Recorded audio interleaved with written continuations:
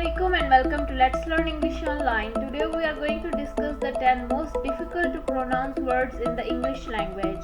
आज की वीडियो में हम इंग्लिश के 10 मुश्किल से बोले जाने वाले अल्फाज सीखेंगे. So let's get started. Before moving on, don't forget to subscribe the channel and also don't forget to hit the bell icon below for more informative videos. First word is acai. It is a berry that grows on palm trees in the Brazilian rainforest. Because it is rich in nutrients, it is used to make energy drinks. Second word is applicable. It means usable, appropriate, and relevant. Third word is Arctic.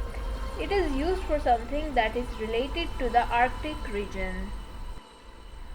Fourth word is cache.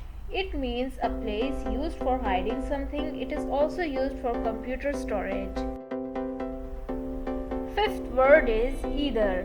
It means one or the other.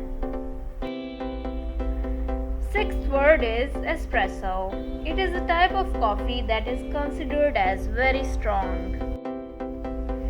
Seventh word is February. It is the second month of the year.